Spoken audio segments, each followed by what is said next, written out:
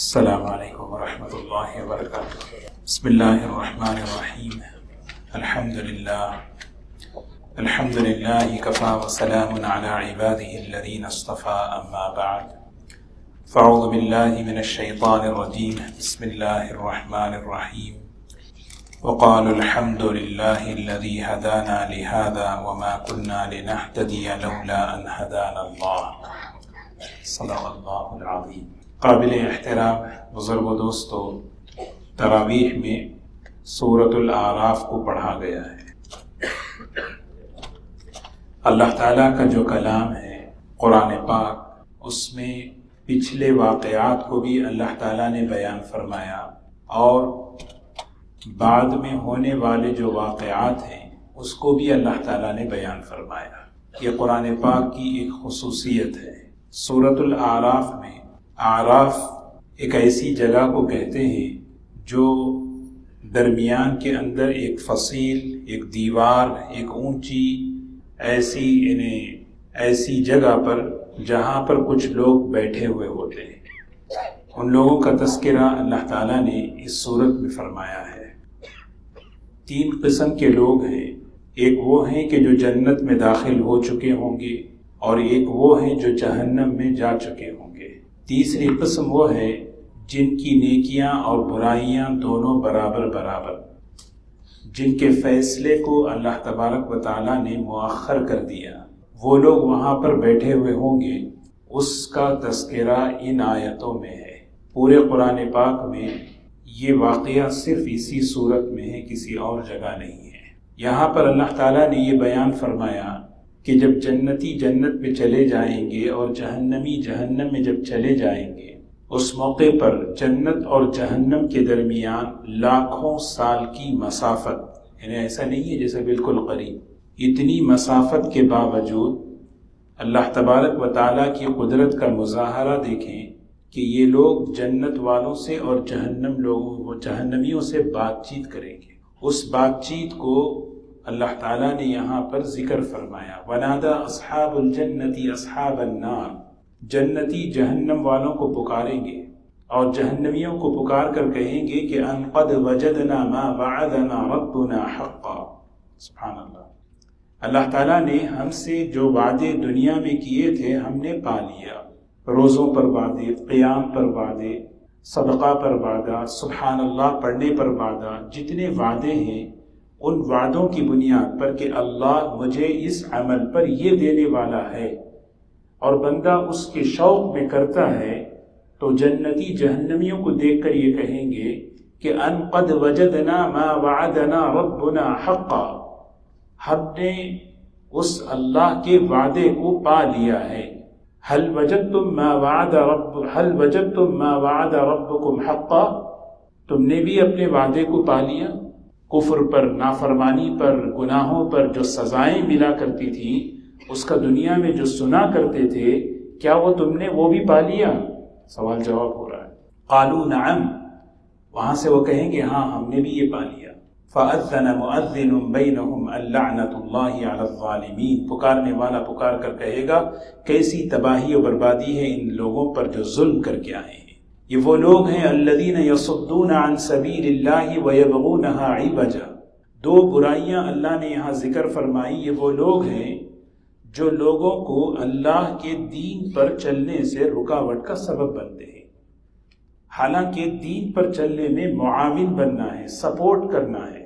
یہ ہے ہماری، جب کوئی آدمی دین پر چلنے لگتا ہے، کوئی خاتون دین پر چلنے لگتی ہے، تو اسے جو ہے معاشرے کے اندر اس کو ڈیگریڈ کیا جاتا ہے، اس کے جذبات کو، اس کے جو ہے اس کے اندر کی جو ترغیب ہوتی ہے، جس شوق کو جو ہے کم کیا جاتا ہے مختلف طعنوں سے۔ یہ بڑی خطرناک بیماری ہے۔ اور دوسری چیز فرمایا کہ وَيَبْغُونَهَا عِوَجًا، اللہ تعالیٰ کے کلام میں، اللہ کے دین میں وہ کجی ٹیڑھا پن تلاش کرتے ہیں۔ اللہ کا دین بالکل سیدھے ہے، اللہ کا کلام اس میں کوئی شک نہیں، لیکن اس کے اندر جو ہے کمیاں، یہ صحیح نہیں، ایسا نہیں ایسا صحیح۔ یہ تو یہ ان لوگوں کی 2 خرابیاں اللہ تعالیٰ نے بیان فرمایا۔ پھر اس کے بعد فرمایا وَبَيْنَهُمَا حِجَابٌ، جنت اور جہنم والوں کے درمیان ایک پردہ ہوگا، ایک آڑ ہوگی. اس آڑ پر جو دیوار ہوگی اس پر وہاں اعراف والے بیٹھے ہوئے ہوں گے، اور ایسی قوت اللہ انہیں دیں گے کہ رجال یعرفونہم بسیماہم، وہ پہچان رہے ہوں گے، ارے یہ جنت میں تو ہمارے جاننے والے ہیں، ارے جہنم میں تو یہ ہمارے جاننے والے ہیں، چہروں سے پہچان رہے ہوں گے. اور ادھر جنت والوں کو دیکھ کر کہہ رہے ہوں گے، کیا کہہ رہے ہیں؟ وَإِذَا صُرِفَتْ أَبْصَارُهُمْ تِلْقَاءَ أَصْحَابِ النَّارِ. جب جہنم والوں کی طرف ان کی نظر پڑتی ہے تو فوراً اللہ سے دعا کرتے ہیں، یا اللہ اس جگہ سے ہمیں بچا لے. اور جنت والوں کی طرف جب نظر پڑتی ہے تو دعا کرتے ہیں، وَهُمْ يَطْمَعُونَ، اندر سے طمع ہوتی ہے، خواہش ہوتی ہے، یا اللہ بس ان لوگوں میں ہمیں شامل فرما دے. ایک وقت ایسا آئے گا اللہ تبارک و تعالی ان اعراف والوں کو جنت میں داخل فرما دیں گے. تو یہاں پر دو چیزیں ہمیں سمجھنے کی ہے.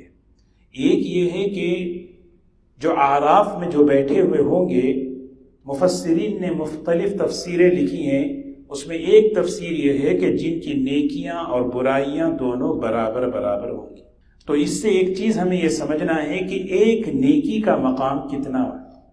ایک نمبر کی قیمت طالب علم سے پوچھیں جس پر وہ فیل ہو جاتا ہے. ایک نمبر سے کامیاب ہو گیا، ایک نمبر سے ناکام ہو گیا.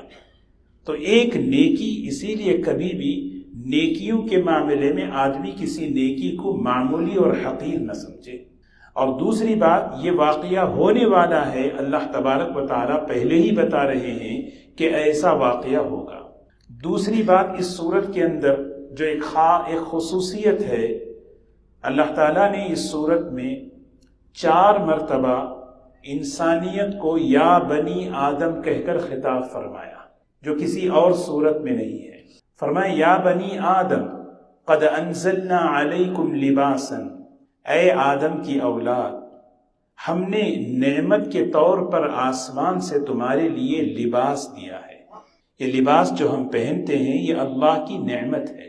اور 2 مقصد بیان فرمائے. لباس کیوں پہنتے ہیں؟ یواری سوآتکم وریشن، سب سے پہلا مقصد اپنے سطر کو ڈھانکنا ہے. جو لباس جس سے سطر نہ ڈھکے وہ لباس کے حکم میں نہیں ہے، چاہے کیسا ہی کیوں نہ ہو. دوسری بات فرمائی کہ لباس کا مقصد وریشا، آدمی اس لباس کو پہن کر کچھ سلیقہ مند لگے. ایسا لباس نہ پہنے جس سے یعنی بے ڈھنگا پن، جیسے آج کل جو ہے ایسے پینٹ پھٹی ہوئی رہتی ہے، اس کو فیشن بنا دیا. جیکٹس ہیں پھٹے ہوئے رہتے ہیں، پیچز لگے ہوئے رہتے ہیں، بیکار چیزیں، رنگ برنگ چیزیں لکھی ہوئی رہتی ہیں. یہ لباس کے خلاف ہے. جس طرح ظاہری لباس ہمارے جسم کو چھپاتا ہے، جسم کی حفاظت کرتا ہے، آگے فرمایا وَلِبَاسُ التَّقْوَىٰ، تقوی کا بھی ایک لباس ہے جو شیطانی حملوں سے تمہیں بچاتا ہے. اس لباس کو پہن کر تم سردی گرمی سے اپنی حفاظت کرتے ہو. اس تقوی والے لباس کو نہ بھولو جو لباس پہن کر انسان شیطان کے اثرات سے، اس کے تصرفات سے، اس کے وسوسوں سے اپنے کو بچاتا ہے. وہ تقوی والا لباس ہے نا. یہ چیز اپنے خیال میں رکھنا ہے. دوسری چیز اللہ تعالیٰ نے فرمایا یا بنی آدم، اے آدم کی اولاد. دیکھو جب ہمارے بڑوں سے کوئی دشمنی کرتا ہے نا، کوئی ہمارے والدین کا دشمن ہو تو ہم اس سے دوستی نہیں کرتے. یہ اصول ہے دنیا میں. یہی بات اللہ تعالیٰ فرما رہے یا بنی آدم لا یفتننکم الشیطان کما اخرج ابویکم من الجنت ینزع عنہما. اے بنی آدم ذرا سوچو تو صحیح، یہ شیطان کون ہے جس نے تمہارے ماں باپ کو گھر سے بے گھر کیا، جس نے وہاں سے نکالا، ان سے دشمنی کی. تم اس سے کیسے دوستی کرتے ہو؟ اس کے طریقوں سے، اس کے راستے سے کیسے تم اس سے تعلق پیدا کرتے ہو؟ تیسری چیز فرمائی یا بنی آدم خذوا زینتکم عند کل مسجد. یہ بڑی اہم بات ہے. مسجد اللہ کا گھر ہے، عبادت کی جگہ ہے. جب نماز کے لیے آؤ تو ادب کے ساتھ آؤ. آداب میں ایک ادب یہ ہے خذوا زینتکم عند کل مسجد. مسجد آؤ تو اچھا لباس پہن کر آؤ.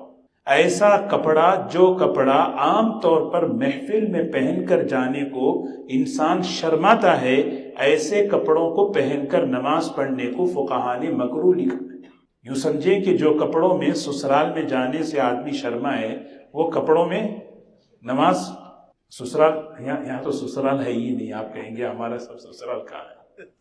تو بہرحال یہ مسجد کے آنے کے آداب، کیسے ہمارے لباس ہو، کیسا ہمارا وضاقتہ ہو، مسجد کا ادب ہو۔ چوتھی بات اللہ تعالیٰ نے فرمائی یا بنی آدم، اے بنی آدم، یہ 4 بنی اللہ تعالیٰ کہہ رہے ہیں یا بنی آدم، 2 چیزیں اپنے اندر پیدا کر لو۔ یہ 2 خوبیاں ایسی ہیں کہ نہ یہاں خوف ہے نہ وہاں کا خوف ہوگا، نہ یہاں غم میں ہوں گے نہ وہاں غم میں ہوں گے۔ فمن اتقى واصلح فلا خوف علیہم ولا هم يحزنون۔ یہ آج ہم نے قرآن پاک سنا ہے تراویح میں، یہ ہمیں سبق لینا ہے، سمجھنا ہے اللہ نے آج ہم سے کیا خطاب کیا۔ جو شخص تقوی والی زندگی اختیار کرے، واصلح، اپنی اصلاح کی فکر کرے، مجھے اپنے کو بنانا ہے، میرا ایمان، میرا عمل، میرے اخلاق، اس کی فکر کرے، نہ دنیا میں کوئی پریشانی نہ آخرت میں کوئی پریشانی۔ تیسری بات اللہ تعالیٰ نے یہاں پر ایک واقعہ بیان فرمایا۔ وہ واقعہ جو ہے یعنی ایک حضرت داؤد علیہ السلام کے زمانے کا واقعہ ہے۔ وَاسْأَلْهُمْ عَنِ الْقَرْيَةِ الَّتِي كَانَتْ حَاضِرَةَ الْبَحْرِ، نبی جی آپ ان یہودیوں سے، آپ کے زمانے کے جو یہودی ہیں ان سے پوچھئے، ان کو یہ پتہ ہے، اگر پتہ نہیں تو بتائیے۔ ایک علاقہ تھا جو بالکل دریا کے کنارے تھا، ان لوگوں کا معاش، ان لوگوں کے کھانے پینے کا جو ذریعہ، سورس آف انکم جو ہے وہ مچھلیاں تھیں۔ تو اللہ تعالیٰ نے کہا کہ بھئی کہ ہفتے میں 6 دن خوب جو ہے نا مچھلیاں کیا کرو، حاصل کرو، وہاں سے جو ہے تو مچھلیوں کو پکڑو، اس کا شکار کرو، بیچو، کھاؤ۔ ایک دن ہفتے کا ہے جو عبادت کا ہے، اس میں ہمارا حکم یہ ہے کہ اس میں تمہیں اجازت نہیں۔ حکم جب اللہ دیتے ہیں تو امتحان کے طور پر اللہ تبارک و تعالیٰ آزماتے ہیں۔ آزمائش یہ کی کہ استأتیہم حیتانہم، وہ مچھلیاں ہفتے کے دن اچھل کے آیا کرتی تھی۔ صحابہ کہتے تھے نا، کل ہی سورہ انعام میں ہم نے پڑھا، صحابہ اللہ تعالیٰ نے، صحابہ تو شکاری تھے، اللہ تعالیٰ نے ان سے کہا کہ لا تقتلوا الصید وانتم حرم، احرام کی حالت میں شکار نہیں کر سکتے۔ صحابہ کہتے تھے جب ہم احرام کی حالت میں ہوتے تھے تو ایسے ایسے جانور ہمارے قدموں کے پاس، پیروں کے پاس آتے تھے، بس ہمیں رال ٹپکتی تھی کہ بس یہ اب احرام کے بغیر ملتے نا تو پھر ہم دکھاتے۔ یہ کیوں؟ یہ اللہ تعالیٰ کا نظام ہے۔ جب اللہ دنیا میں کسی چیز کا حکم دیتے ہیں تو اس میں یہ دیکھتے ہیں کہ میرا بندہ اس حکم میں عقل لڑاتا ہے یا پابند ہوتا ہے۔ سب سے بڑا جو مسئلہ ہے وہ کیا ہے پتہ ہے؟ آدمی اللہ کے حکم کو بندہ بن کر پورا کرے، حکم کو عقل کے تابع نہ کرے، اللہ کے احکامات میں عقل نہ چلائے۔ یہ بہت اللہ کے نزدیک بہت سخت گناہ ہے۔ 2 جگہ یہ واقعہ قرآن میں اللہ بیان کر رہے ہیں، وَلَقَدْ عَلِمْتُمُ الَّذِينَ اعْتَدَوْا مِنْكُمْ فِي السَّبْتِ، یہ ہفتے والوں کا قصہ ذہن میں رکھنا۔ فَجَعَلْنَاهَا نَكَالًا لِمَا بَيْنَ يَدَيْهَا وَمَا خَلْفَهَا وَمَوْعِظَةً لِلْمُتَّقِينَ، ہم نے اس واقعے کو نصیحت اور عبرت بنایا ہے۔ کس کے لیے؟ تقوی والوں کے لیے، ڈرنے والوں کے لیے۔ کس چیز کو ڈرنا ہے؟ آدمی ہمیشہ یہ سوچے اللہ نے عقل دی ہے، بہت بڑی نعمت ہے، عقل بہت بڑی نعمت ہے۔ ہر مخلوق کو عقل ہے کچھ نہ کچھ۔ وَإِن مِّن شَيْءٍ إِلَّا يُسَبِّحُونَ بِحَمْدِهِ وَلَكِن لَّا تَفْقَهُونَ تَسْبِيحَهُ، ہر مخلوق جو ہے اللہ کی حمد بیان کرتی ہے لیکن تم سمجھ نہیں سکتے۔ پتھر روتا ہے اللہ کے خوف سے۔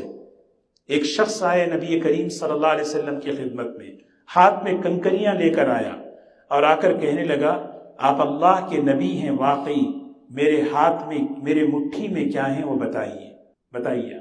حضور اکرم صلی اللہ علیہ وسلم نے فرمایا تیرے مٹھی میں جو چیز ہے اگر وہ بتائے کہ میں کون ہوں تو کیا ایمان لائے گا؟ پلٹ دیا۔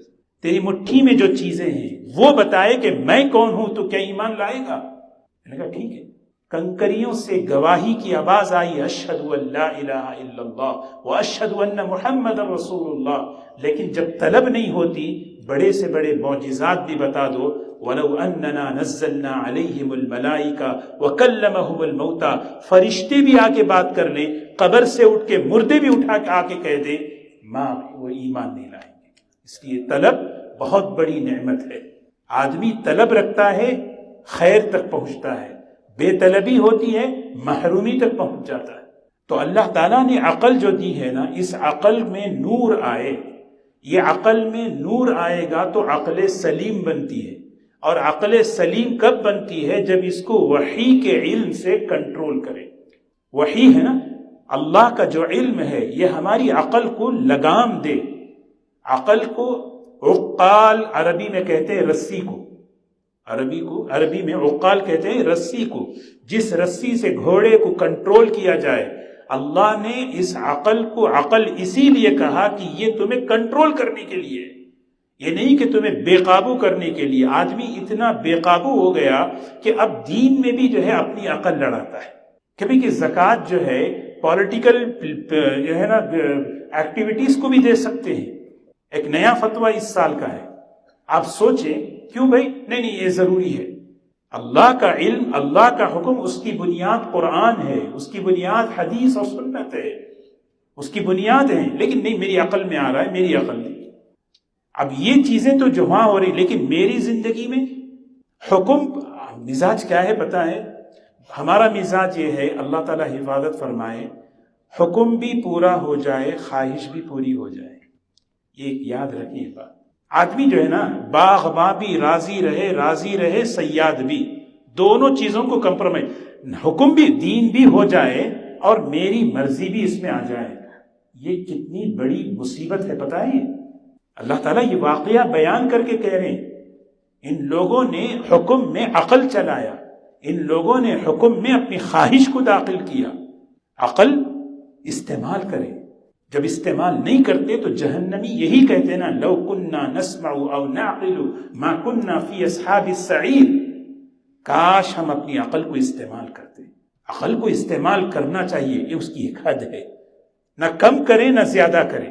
جیسے بلڈ پریشر ہوتا ہے، لو بلڈ پریشر بھی نقصان، ہائی بلڈ پریشر بھی نقصان۔ عقل کا پریشر اگر کم ہو جائے، ایک آدمی جو ہے اپنے ساتھ ایک خادم رکھا تھا، نوکر، تو اس کا کام یہ تھا کہ جب میں آگے چلوں پیچھے کوئی چیز گر پڑے تو اس کو لے کے آنا، اس کو دیکھ لینا۔ وہ کہتا کہ کوئی چیز دیکھ لینا، کہ کوئی چیز میری گری ہوئی ہے تو دیکھ لینا۔ تو ایک آدمی جو ہے نا چلا بہت دور کے بعد جا کے دیکھا والٹ نہیں ہے۔ میں سوچا کہ میرا والٹ نہیں، یہ نظر نہیں آیا۔ میں نے دیکھا تھا وہاں پہ 1 کلومیٹر پہلے، بھائی اٹھایا کیوں نہیں؟ آپ نے کہا تھا دیکھنے کے لیے۔ یہ عقل کا جب پریشر کم ہوتا ہے تو یہ ہے، اور عقل کا پریشر جب بڑھتا ہے، یہ حضرت تھانوی رحمۃ اللہ علیہ کے لطائف میں حضرت نے لکھا ہے، عقل کا پریشر جب بڑھتا ہے تو کیا ہوتا ہے؟ اس نے کہا اللہ کے بندے جو چیز گری ہوئی اٹھا کے لا۔ اچھا چلو، پھر آگے سفر ہوا، پھر آگے چل کر جو ہے نا وہ پلٹ کے دیکھا تو گوبر جو ہے، گھوڑے کا گوبر پکڑا ہوا ہے۔ آپ نے کہا ہر گری ہوئی چیز کو پکڑ کے لا۔ مثال دے رہے ہیں کہ اللہ تعالیٰ نے عقل کو نہ کم استعمال کرنے کا حکم دیا نہ زیادہ استعمال۔ ہم بندے ہیں اللہ کے۔ ان لوگوں نے کیا ہفتے کے دن مچھلیاں اچھل رہی تھی، ان کے دل میں جو ہے نا ایک رال ٹپکنے لگی کہ بھئی یہ کیسے مس کریں۔ بقیہ 6 دن مچھلیاں آتی تھی، اتنی نہیں آتی۔ انہوں نے کیا کیا؟ چال چلی، عقل لڑایا۔ یہ ہے اس حکم میں عقل لڑایا انہوں نے۔ قرآن پاک میں اللہ تعالیٰ نے جہاں بھی علم کا تذکرہ کیا، جہاں بھی عقل والوں کا تذکرہ کیا، وہاں علم کا تذکرہ کیا، کیونکہ علم الہی اللہ کا علم ہے جو عقل کو نورانی کرتی ہے اور عقل سلیم بناتی ہے۔ والراسخون فی العلم یقولون آمنا به کل من عند ربنا وما يذکر الا اولو الالباب۔ یہ اولو الالباب کون ہیں؟ یہ علم والے ہیں۔ هذا بلاغ للناس ولينذروا به وليعلموا انما هو اله واحد وليذكر اولو الالباب۔ یک من علم را 10 من عقل باشد۔ فارسی میں مقولہ ہے 1 من علم کے لیے 10 من عقل چاہیے۔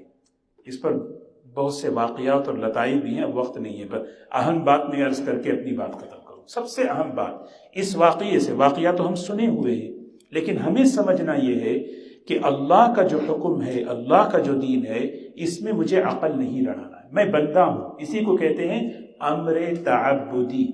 امر تعبدی عربی لفظ ہے، بندہ ہونے کے اعتبار سے مجھے کرنا ہے۔ سمجھ میں آیا تو بھی کروں گا، نہیں سمجھ میں آیا تو بھی کروں گا۔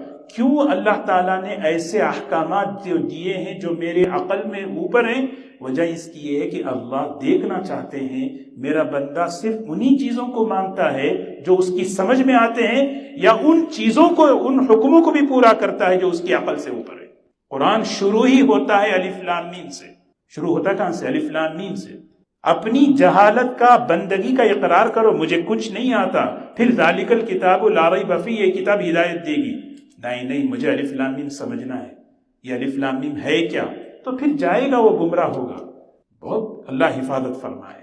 تو یہ چیز ہے نا ہمیں کہ میں اپنے دین کے اندر، مسائل کے اندر، دین کے کاموں کے اندر جو مجھے پسند ہے، جو مجھے اچھا لگتا ہے، نہیں وہ نہیں ہے۔ مجھے تو بہت چیزیں اچھی لگتی ہیں، آپ لوگوں کو بہت چیزیں اچھی لگتی ہیں، بچوں کو بھی اچھی چیزیں لگتی ہیں، لیکن نہیں، ہم دین میں، اللہ کے حکم میں نہ عقل ہو، نہ خواہش ہو، نہ نفس ہو۔ ہوا کیا؟ جب ان لوگوں نے یہ حرکتیں کی، اللہ نے ان کے بوڑھوں کو خنزیر اور جوانوں کو بندر بنا دیا۔ قلنا لهم كونوا قردة خاسئین۔ اللہ ہم سب کی حفاظت فرمائے۔ آخری میں ایک اور بات، آخری میں یہاں پہ اللہ تعالیٰ نے ایک بات یہ بھی فرمائی، بڑی قیمتی، وَلِلَّهِ الْأَسْمَاءُ الْحُسْنَى فَادْعُوهُ بِهَا۔ وَذَرْ اللہ تعالیٰ کے بڑے خوبصورت نام ہیں، اللہ تعالیٰ کے بڑے خوبصورت نام، اس کو کیا کہتے ہیں ہم؟ اسماء حسنہ۔ ان ناموں کے ذریعے تم اللہ سے دعا مانگو۔ اب ہم، یہ دعاؤں کا مہینہ ہے، ذرا ہم سوچیں کہ ہم جب ہم، ٹھیک ہے یا اللہ بہت اللہ کا نام ہے، لیکن اللہ تعالیٰ چاہتے ہیں میرے بندے مجھے میرے صفاتی نام سے بھی پکارے، یا حنان، یا رزاق، یا حنان، یا منان، یا ذی الجلال والاکرام۔ کیسے کیسے اللہ کے خوبصورت نام ہیں۔ یہ قرآن پاک اگر ہم دیکھیں، قرآن پاک کے شروع کی میں تباعت میں، یہ دیکھیں نا قرآن پاک ہے، اس کے شروع میں تباعت میں یہ جو کیوں لکھتی ہیں، یہ کیوں، کیا وجہ کیا ہے؟ اس کی وجہ یہ ہے کہ ہم اس کو جب تلاوت کرتے ہوئے بار بار اس پر نظر پڑے تو ہم یاد کر لیں۔ ہمارے استاد تھے مفتی سعید صاحب رحمۃ اللہ علیہ، دور حدیث میں حدیث کا سبق شروع نہیں کرتے جب تک وہ 1000 طلبہ 99 نام یاد نہ کر لیں۔